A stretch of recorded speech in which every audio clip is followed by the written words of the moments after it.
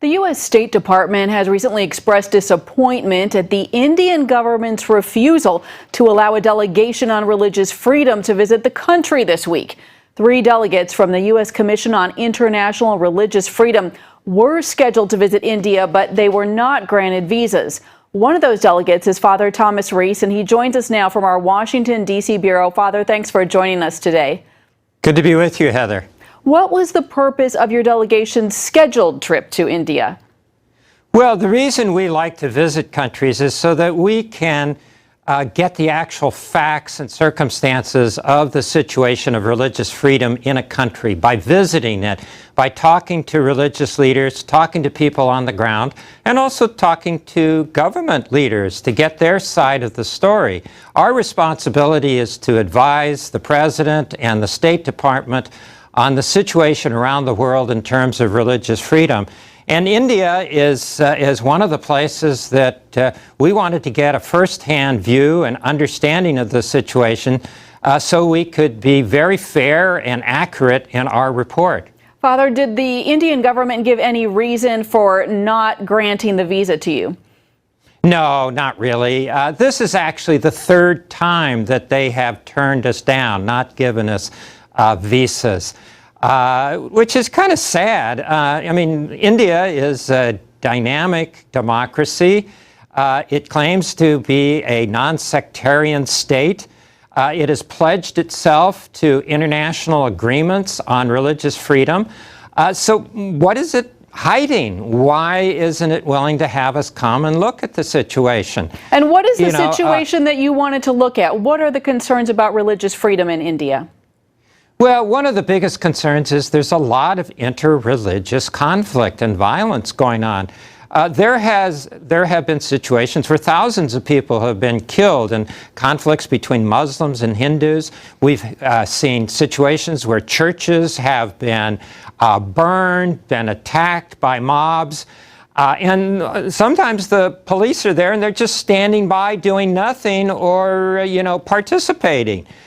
This is not the way governments should act, not governments that are committed by their constitution and international agreements to protecting religious freedom. And what have you seen with Christian churches as targets in particular? Is the violence there increasing? What's going on with that? Well, what's most disconcerting is that recently there's been a lot of Hindu nationalist groups that have been pushing an all Hindu India agenda, basically telling Christians go to Europe. India is only for Hindus. Telling Muslims go to Pakistan.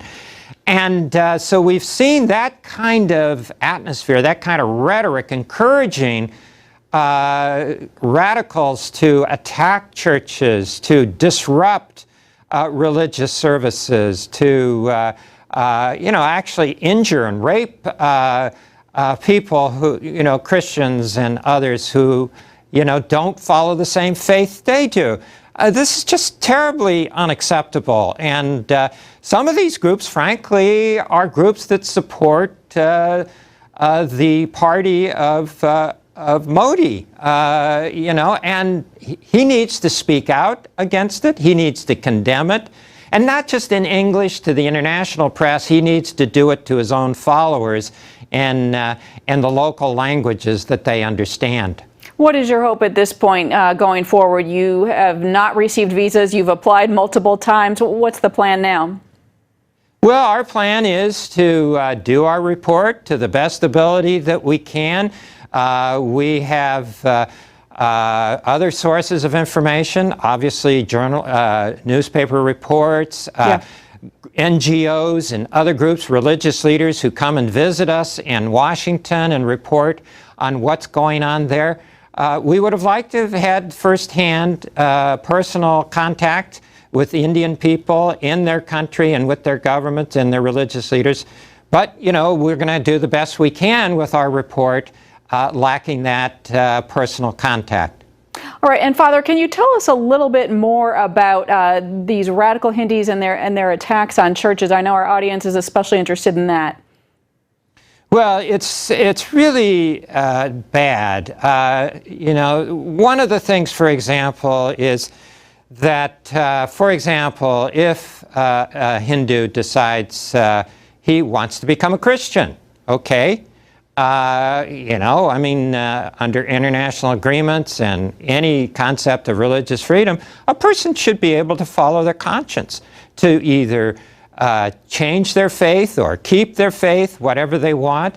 But they're stirring up trouble frequently by saying, oh no, these people are being forced to become Christians, which is utter nonsense. And then so that riles up mobs and crowds to attack Christian churches and Christian ministers. This is the kind of thing that we're very concerned about.